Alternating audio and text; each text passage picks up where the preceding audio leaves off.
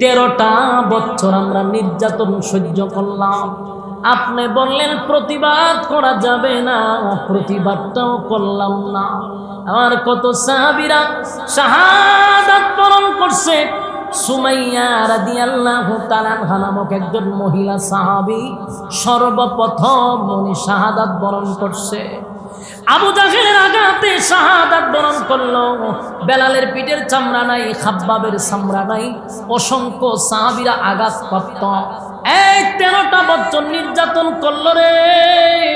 আমার নবীরও কত মায়ের মারল। নবী বলেন, মালিক 13 বছর নির্যাতন সহ্য করে 1 বছর হইল না, মদিনায় আসলাম গো। শুনতেছি 1000 অস্ত্র সহ বাহিনী লইয়া আবু জাহেল আমার সাহাবীদের উপর আক্রমণ করবে। আল্লাহ বলো না, আমার সাহাবীদের শরীরে দি কাপড়ের কোনো পোশাক নাই, অস্ত্র নাই, আল্লাহ যুদ্ধের পোশাক নাই, পেটে খাবার নাই, শরীরে মাইরের আঘাত, অসংখ্য আঘাত এখনো শুকায় নাই। মালিক গো, বলো না আমি তাদেরকে নিয়ে কেমনে যুদ্ধ করব। আল্লাহ যদি এই মুহূর্তে এই যুদ্ধে আমার সাহাবায়ে কেরাম শাহাদাত বরণ করে, তোমার জমিনে আল্লাহ বললে ওয়ালা আর কেউ থাকবে না। আল্লাহ নবীর চোখের পানি, পয়গম্বরের চোখের পানি, দাড়ি মুবারক ভিজে ভিজে টপ টপ করে মুক্তার দাঁড়ার মতো পড়তেছিল। নবীজি কখনো হাত এইভাবে তুলা কাঁদতেছে, কিন্তু আবু বকর বলেন আমি তাকায়া দেখি নবীর হাত এইভাবে উপরের দিকে উঠে গেছে। নবী এইভাবে হাত তুলে বলে, মালিক আমার কলিজার টুকরা সাহাবীরা, আল্লাহ আমার কলিজার টুকরা সাহাবী কত কষ্ট করে আল্লাহ তাদেরকে আমি এই ইসলামের ছায়ার তলে নিয়ে আসছি। আল্লাহ কত রক্ত তারা দিল, কত কষ্ট, কত নির্যাতন সহ্য করলো। আমি জানি আমার সাহাবীদের পেটে খাবার নাই, কারণ রমজান মাস। আবার হলো অস্ত্র নাই, পোশাক নাই। আল্লাহ এই মুহূর্তে তারা যুদ্ধ করলে নির্ঘাত শাহাদাত বরণ করবে। আর যদি সাহাবীরা শাহাদাত বরণ করে গো, তোমার জমিনে আল্লাহ বললে বলার কেউ থাকবে না। নবীর কান্না দেখেন, সাহাবায়ে কেরাম বলে, নবী গো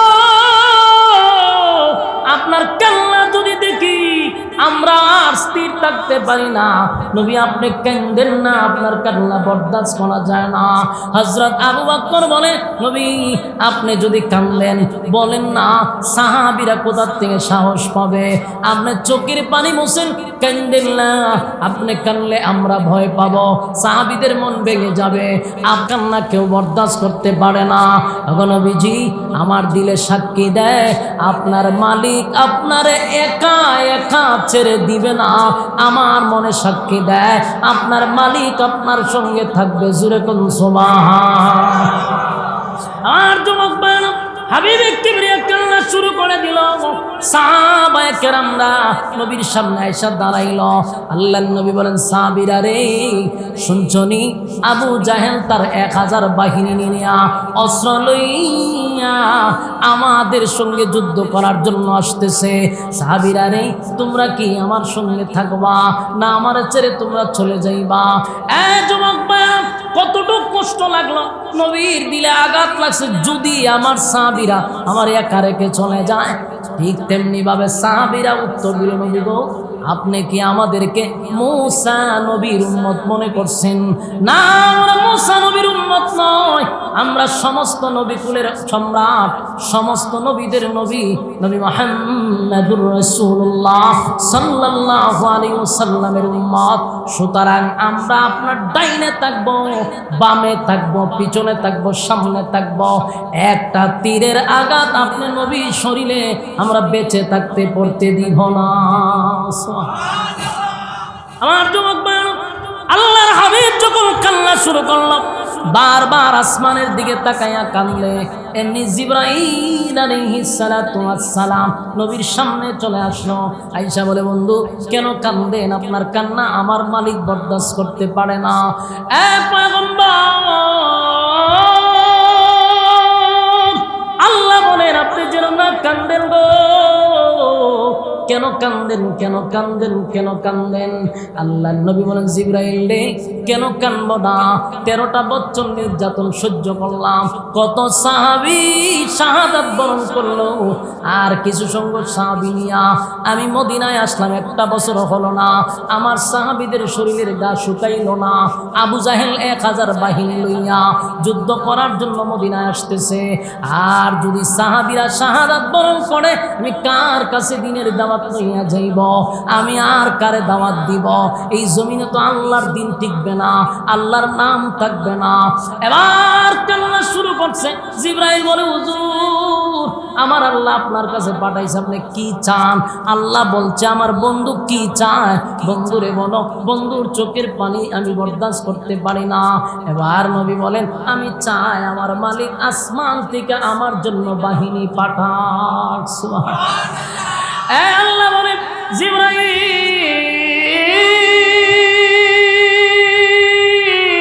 আমার বন্ধুরে ঘোষণা দিয়া দাও, বন্ধু যা চায় আমি তা দিব। এবার জিবরাইল বলে, হুজুর আসমান থেকে 1000 মালাইকা পাঠানো হবে। নবী বলেন, না তা দেওয়া হবে না, 2000 পাঠাবো, তা দেওয়া হবে না, 3000 পাঠাবো, তা দেওয়া হবে না, 5000 মালাইকা পাঠাবে। নবী বলেন, হ্যাঁ 5000 মালাইকা চলবে। এই কথা বলার সাথে সাথে 5000 মালাইকা ফেরেশতা আল্লাহ আসমান থেকে জমিনে পাঠায়া দিছে। চিৎকার দেয়া করুন সুবহানাল্লাহ। আরো জোরে বলেন আল্লাহু আকবার। আরো জোরে বলেন আল্লাহু আকবার। ঈমানের আওয়াজ দিয়ে বলেন আল্লাহু আকবার। 1-2000 নয় গো, 5000 ফেরেশতা জমিনে আসলো। প্রশ্ন হলো একটা ফেরেশতা যদি খরমপুরের এক মাথার থেকে আঙুল দিয়া গুতা দেয়, পুরা খরমপুর উল্টায় লাইতে পারবো না। কথা হয় না? ফেরেশতা যদি গুতা দেয় থাকবো নি, সব তছনছ হয়ে যাবে, ভূমিকম্প শুরু হয়ে যাবে। এক ফেরেশতা যদি তা করতে পারে, তাহলে এক জিবরাইলে যদি গুতা দেয় উপায় আছে? জিবরাইলে গোতা দিলে দুনিয়া তছনছ হয়ে যাবে। কিন্তু আল্লাহ সেখানে 5000 মালাইকা কিসের দরকার? 1000 বেঈমানরে মারতে তো একজন ফেরেশতাও লাগে না। কথা কোন ঠিক নেই? 5000 কেন বাড়াইল? কিতাবে লেখছেন নবীরে শুধু আল্লাহ সান্ত্বনা দেওয়ার জন্য, নবীর আল্লাহ সান্ত্বনা দেওয়ার জন্য, আমার বন্ধু যেন ঘাবড়ায় না। 5000 মালাইকা পাঠাইলাম। বন্ধু 5000 মালাইকা লইয়া আল্লাহ এবার ঘোষণা দিছে, ভালো করে শুনেন। আল্লাহ কয়, বন্ধু 40 বছর আপনি নীরব ছিলেন আমার হুকুমে। কার হুকুমে? 40 বছর আপনি আদেশ করেন নাই, নিষেধ করেন নাই, এটা আপনার কর্মসূচি ছিল। বলছি চুপ থাকার জন্য আপনি চুপ থাকছেন। 40 বছরের জনপ্রিয়তা বেড়ে গেছে। এরপরে আপনাকে আমি নবুয়ত দান করলাম। 13 বছর আপনি এক চাটিয়া দিনের দাওয়াত দিতে গিয়ে মার খাইছেন, নির্যাতনের শিকার হয়েছেন, গালাগালি শুনছেন, নির্যাতন হয়েছে। আমার হুকুমে, আপনার ব্যক্তিগত না।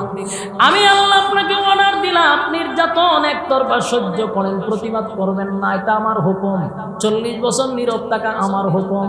এবার আমি হুকুম দিছি মক্কা থেকে মদিনায় হিজরত করার জন্য, আমার হুকুমে আসছেন।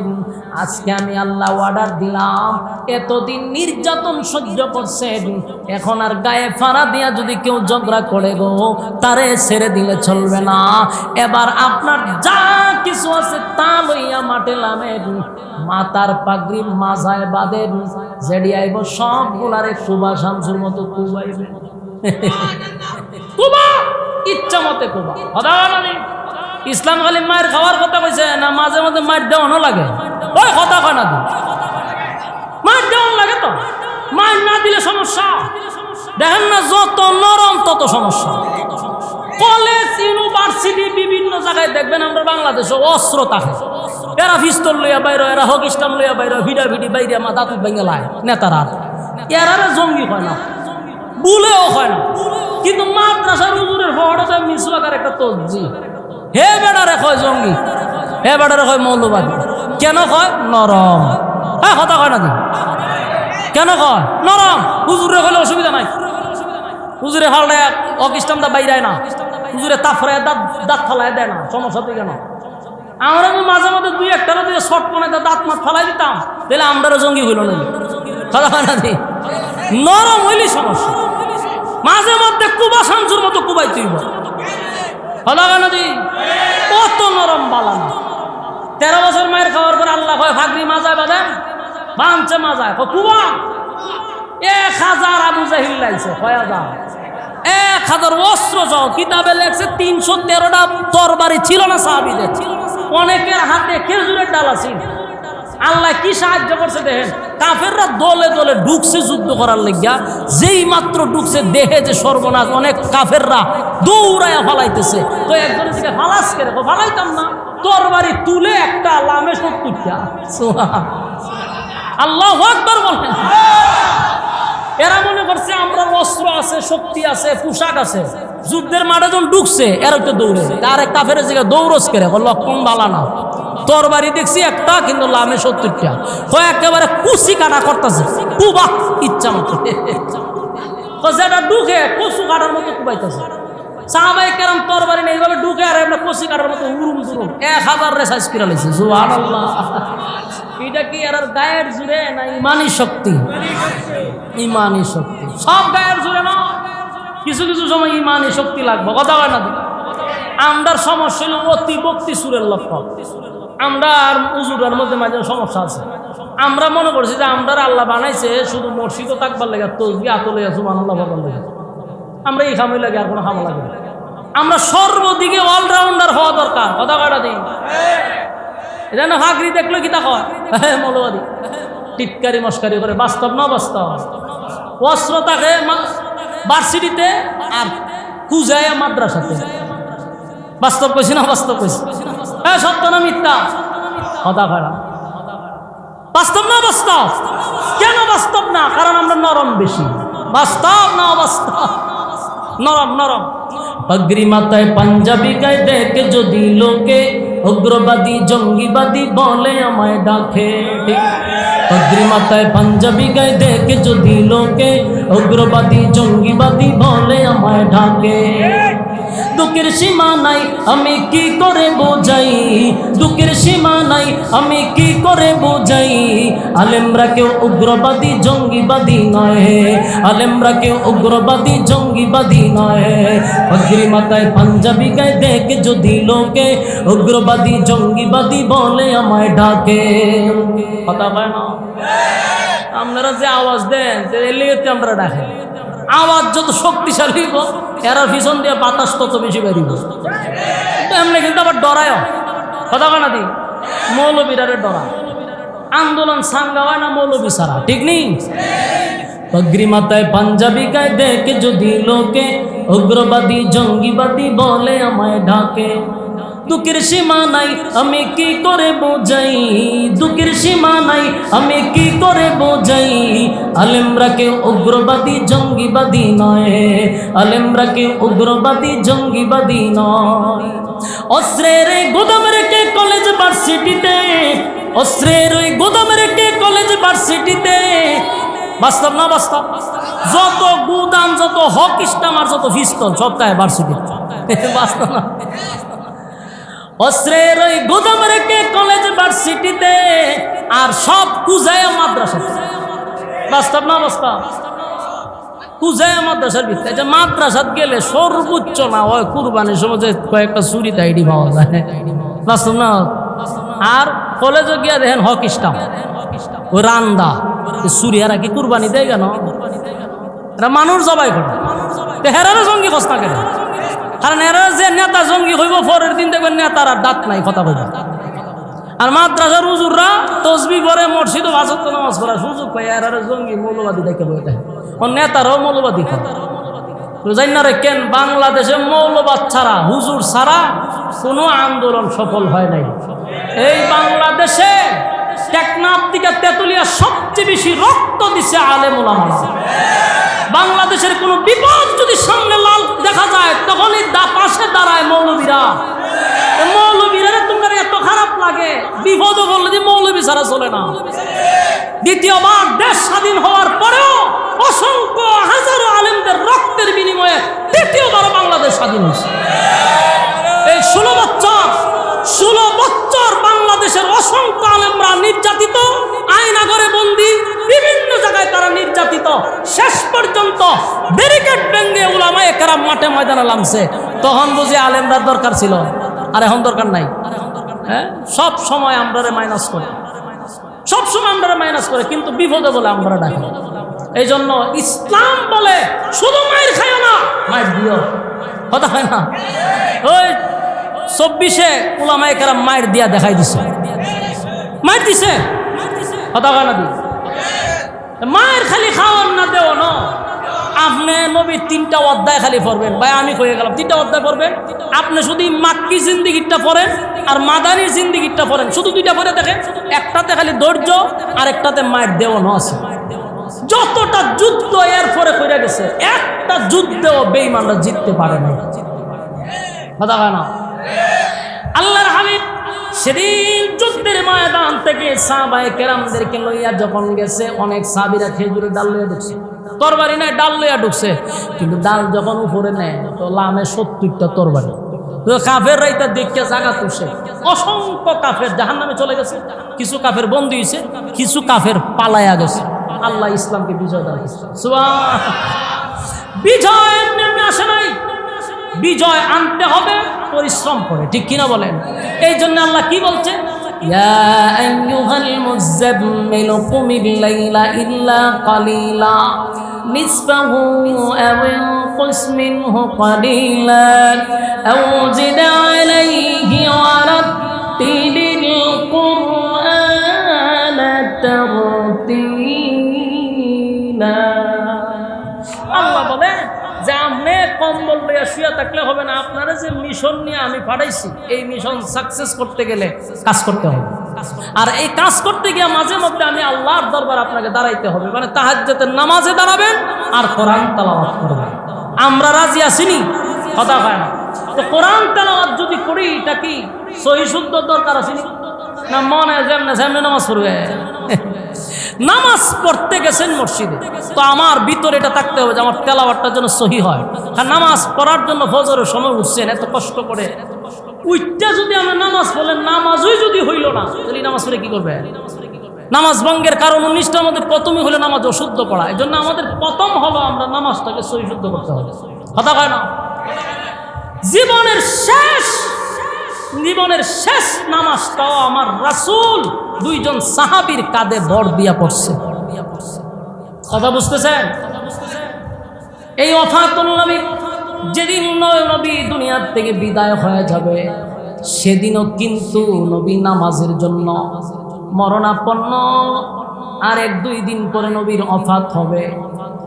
আল্লাহর হাবিব নামাজের জন্য যখন মসজিদের দিকে রওনা দিল, নবীজি বেহুশ হয়ে পড়ে গেছে, বেহুশ হয়ে গেছে। তো বেহুশ হয়েছে পরে কতক্ষণ পরে রাসূলের হুশ ফিরছে, দেহে আম্মাজান পাশে আয়েশা জিগাইতেছে যে রাসূল বলতেছে যে সাহাবায়ে কেরাম কি নামাজ পড়ে বলেছে? কোনা আপনার অপেক্ষায় এখনো বসে রয়েছে। তো রাসূল বলেন, ঠিক আছে, আমার শরীর খুব ক্লান্ত, আমাকে পানি দাও। তো পানি দিয়ে আবার শরীর রাসূল ভিজাইছে, গোসল করছে। এবার রাসূল আবার প্রস্তুতি নিছে, মসজিদের ভিতরে ঢুকবে। আবার রাসূল অজ্ঞান হয়ে গেছে, বেহুশ হয়ে গেছে। বেহুশ হওয়ার পরে রাসূলের চোখ কিছুক্ষণ পরে যখন আবার খুললো, আবার জিজ্ঞাসা করতেছে, আয়েশা নামাজ কি সাহাবায়ে কেরাম পড়ছে না রইছে? তো এখন আপনার জন্য অপেক্ষা আছে। আল্লাহর রাসূল আবার পানি লইলেন, আবার গোসল করলেন, শরীরে আবার শক্তি আনলেন, আবার নবীর ভিতরে ঢুকবে, আবার বেহুশ হয়ে গেছে। আল্লাহর হাবিব এইভাবে পরপর 3বার বেহুশ হয়ে যাওয়ার পরে আবার যখন নবীর হুঁশ ফিরে আসলো, নবী বলেন, আয়েশা গো, আমার সাহাবায়ে কেরাম কি নামাজ পড়ে ফেলল? সাহাবায়ে কেরাম নামাজ পড়ে ফেলছে। আম্মা জান আয়েশা বলেন, না নবী, এখনো সাহাবায়ে কেরাম আপনার জন্য অপেক্ষা। আল্লাহর নবী তখন বললেন, আয়েশা একটা কাজ করো, ঘোষণা দিয়ে দিতে বলো, সাহাবীদেরকে জানায়া দাও আজকের নামাজের ইমামতি যেন আমার আবু বকর করে নেয়। সুবহানাল্লাহ। নবী চেষ্টা করছে বারবার, কিন্তু বেহুশ হয়ে যায়, উঠতে পারে না। আবু বকর সিদ্দিক রাদিয়াল্লাহু তাআলা নামাজের ইমামতি যখন দাঁড়ায় গেল রে, সমস্ত সাহাবীদের মনে কান্নার রোল পড়ে গেল, কান্নার রোল পড়ে গেল। কারণ এতদিন আমার নবীর পিছনে তারা নামাজ পড়ত, নবী ইমাম, সাহাবীরা মুসল্লি হইয়া। আজকে প্রথম আবু বকর সামনে দাঁড়াইল, সাহাবীরা আশ্চর্য হইয়া আবু বকরের পিছনে নামাজে দাঁড়াইছে, কিন্তু নামাজের মধ্যে কান্না শোনা যায়। এক সাহাবী পিছন দিক দিয়া কানতে কানতে বেহুশ। হায় রে, আর মনে হয় আমার নবীর পিছনে কোনোদিন নামাজ পড়া হবে না। কান্নার রোল পড়ে গেল। আল্লাহর হাবিব বেহুশ অবস্থায় পড়ে আছে।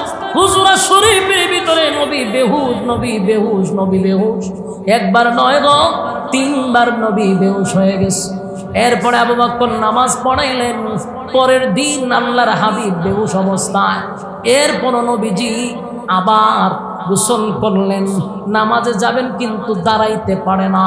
দুইজন সাহাবীর কাঁধে বর করে নববীর ভিতরে গেলেন, কিন্তু আল্লাহর নবী ইমামতির মুসল্লায় যায় নাই।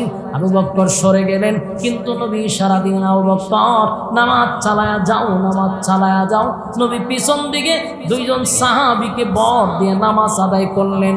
আমার যুবক ভাইরা, নবীর জীবনের শেষ নামাজ সাহাবীদের কাঁধে বর করে পড়ছে।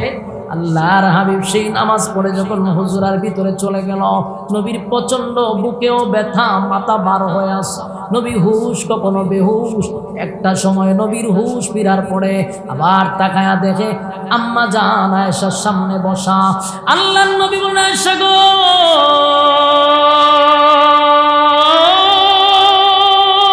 মসজিদে নববীর মধ্যে কি নামাজ শুরু হয়ে গেছে? আল্লাহ নবীকে বলেন, ওগো নবীজি, সাহাবায়ে কেরাম আপনার অপেক্ষায় কান্নার রোল ফালায়া দিছে মসজিদে নববীর ভিতরে। শুধু আপনি কেন মসজিদে নববীর ভিতরে ঢুকেন না? এই জন্য তারা কান্দে। শেষ পর্যন্ত আমার আব্বার ইমামতিতে সাহাবায়ে কেরাম নামাজে দাঁড়ায়া গেছে। আল্লাহর নবীর চোখ দিয়া পানি পড়ে। আম্মা জান আয়েশাকে বলেন, আয়েশা গো, আমার একটু কত সাহাবী শাহাদাত বরণ করলো, আমি নবী পর্যন্ত মাইর খাইলাম, নামাজ কায়েম করতে গিয়ে তায়েফে মাইর খাইলাম, এমনকি মক্কা নগরীর খানায়ে কাবার সামনে আমার নবী সিজদায় যাওয়ার পরে নবীজির পিঠের মধ্যে বেঈমানের বাচ্চাগুলি উটের নারী বুড়ি পর্যন্ত রেখে দিত, আল্লাহর নবী সিজদার থেকে যেন না উঠতে পারে। কতটা নির্যাতন নবীরে করছে রে। নামাজের সিজদায় গেলে নবীর উপরে ভারী জিনিস রেখে দিত। এত নির্যাতন করলো, নামাজের জন্য বেলালে মারলো, নামাজের জন্য খাব্বাবরে মারলো, কত সাহাবী শাহাদাত বরণ করলো। আল্লাহর নবী বলেন, আজকে আমি নাই, কিন্তু আমার সাহাবীরা এই বিশাল একটা জামাতে অংশগ্রহণ করছে।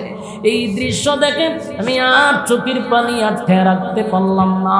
আয়েশা, এটা আমার আনন্দের কান্না, আনন্দের কান্না, এটা আমার দুঃখের কান্না নয়, এটা আমার দুঃখের কান্না নয়। এই যুবক বাপ, নবীজি চিৎকার দিয়া বলেন, সাহাবীরা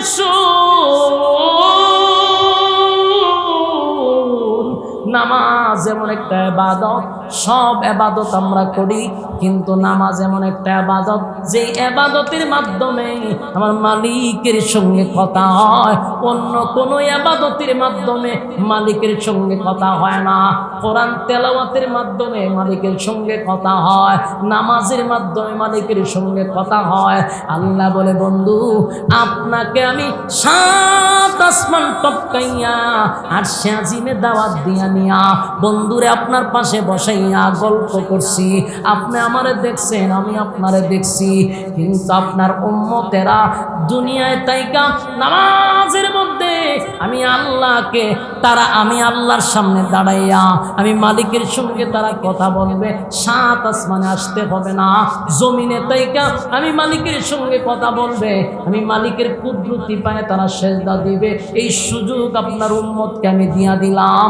আমার যুবক ভাইয়েরা, তাই নবী দুনিয়ার থেকে বিদায় হওয়ার পরে বারবার বলছে, উম্মতেরা রে, নামাজ ছাড়বি না, নামাজ ছাড়বি না। আমার যুবক ভাইয়েরা, খরমপুরের ভাইয়েরা, আশেপাশে যাদের কানে আওয়াজ যায় গো, দরদ নিয়ে কথাগুলি বলতেছি, কোনো হিংসা নিয়ে না। বাংলাদেশে বহু পীর আছে, তারা যদি তাদের মুরিদান গুলারে শুধু নামাজের ওয়াজ করত, তাহলে বাংলাদেশে আর বেনামাজি থাকার কথা না। কারণ বাংলাদেশে কোনো না কোনো মানুষ কোনো পীরের কাছে মুরিদ আছে না নাই? আরো জুড়ে। এই পীরগুলা যদি মানুষের কাছ থেকে লাউ কদু আর গরু আর ছাগল না নিয়া যদি মানুষকে নামাজের তালিম দিত, মহিলাদেরকে পর্দার তালিম দিত, বাংলাদেশে বেপর্দা থাকে না, বাংলাদেশে বেনামাজি থাকে না, বাংলাদেশে সুদখোর থাকে না, বাংলাদেশে ঘুষখোর থাকে না। কারণ অধিকাংশ সুদখোর পীরের মুরিদ, অধিকাংশ বেনামাজি পীরের মুরিদ, অধিকাংশ বেপর্দা মহিলা পীরের মুরিদ। ঠিক কিনা? তাই পীরগুলা যদি পরকালের জন্য তারা পিরালি করত, তাহলে মানুষগুলাকে জাহান্নাম থেকে বাঁচাইত। আল্লাহর কসম, তারা পিরাগি পরকালের জন্য করে না, দুনিয়ার পেট পূজারিতে ব্যস্ত। বাস্তব না বাস্তব? পীরের বাড়িতে গেলে উরুষের সময় গরু নিতে হয়, ছাগল নিতে হয়, ডিম নিতে হয়, লাউ নিতে হয়, কদু নিতে হয়। কিন্তু ফিরে এগুলা নিয়েও যদি নামাজের ওয়াজ করত, এগুলা নিয়েও যদি পর্দার ওয়াজ করত, এগুলা নেওয়ার পরেও যদি সুদের বিরুদ্ধে ঘুষের বিরুদ্ধে ওয়াজ করত, বাংলাদেশে এত অপকর্ম হয় না। কথা কোন ঠিক? আমরা মাঠে ময়দানে ওয়াজ নসিহত করি, কিন্তু আমাদের কথা আপনারা যতটুকু শুনবেন, একজন পীরের কথা কিন্তু মুরিদে মারাত্মক শুনে। কথা বলা পীরের লাগে জীবন দেওয়া যায়। কিন্তু এই ফির যদি এই জায়গায় তাক্কা খালি এই তালিমটা দিত, বলে বাবা তোমরা কেউ সুদ খাও না, কোনো সুদকুর আমার মুরিদ হইবা না, কোনো ঘুষকুর আমার মুরিদ হইবা না, কেউ বেপরদায় থাকবা না, এই ওয়াজ কেমনে করবো? কারণ মহিলা দিয়ে নিজে ভাউটিবা। বাস্তব না বাস্তব? আমার যুবক ভাই, একটা কথা আপনাদেরকে বলি, আল্লাহ নিজেই বন্ধুরে বলে, ইয়া আইয়ুহাল মুজাম্মিল কুমিল লাইলা ইল্লা কালিলা নিসফাহু আও কুস মিনহু কালিলা আও জিদ আলাইহি ওয়া রাত্তিলিল কুরআন তারতিলা। বললো আপনি নামাজের জন্য দাঁড়িয়ে যান, রাতের যে কোনো একটা অংশ আমার জন্য দাঁড়ায় যান। তার মানে আল্লাহ বন্ধুরে বলছে, রাতের অর্ধেক অথবা রাতের শেষ ভাগে আপনি দাঁড়ান। এই নামাজটাকে বলা হয় তাহাজ্জুদের নামাজ। কারণ তাহাজ্জুদের নামাজ ছাড়া কোনোদিন আল্লাহর ওলি হওয়া যায় না রে। 5 ওয়াক্ত নামাজ পড়ে জাহান্নাম থেকে বাঁচা যায়, কিন্তু তাহাজ্জুদ না পড়লে ওলি হওয়া যায় না। 5 ওয়াক্ত নামাজ পড়ে আপনি ওলি হইতে পারবেন, এটা মাথায় রাখবেন। 5 ওয়াক্ত নামাজ পড়ে কি হওয়া যাবে না? আরো জোরে কোন? 5 ওয়াক্ত নামাজ পড়ে কোনোদিন ওলি হওয়া যায় না, তবে 5 ওয়াক্ত নামাজ পড়ে জান্নাতে যাওয়া যায়। 5 ওয়াক্ত নামাজ পড়লে জাহান্নাম থেকে বাঁচা যায়। ওলি হইতে গেলে ওভার টাইম লাগবে, আল্লাহর সঙ্গে আলগা ফিরিত করতে হবে। কথা হয় না? তাহাজ্জুদে দাঁড়াইয়া দাঁড়াইয়া আমার মালিকের সঙ্গে গভীর সম্পর্ক করতে হবে। পৃথিবীতে যারা আল্লাহর ওলি হয়েছে, তাহাজ্জুদ ছাড়া খোদার কসম কেউ ওলি হতে পারে নাই। তাই আল্লাহ বলছেন, বন্ধুত্ব হইতে গেলে গভীর রাত্রে দাঁড়ায়া যান। আল্লাহ নিজে তার বন্ধুরে কয়, আপনার রাতের শেষ অংশ আমার জন্য দাঁড়ান। তারা আপনি যদি আমার সঙ্গে বন্ধুত্ব করতে চান, অবশ্যই শেষ রাতের নামাজ লাগবে। তার মানে তাহাজ্জুদ নামাজ লাগবে। কারা কারা পড়তে রাজি? হাত তুলে দেন। লিল্লাহি তাকবীর।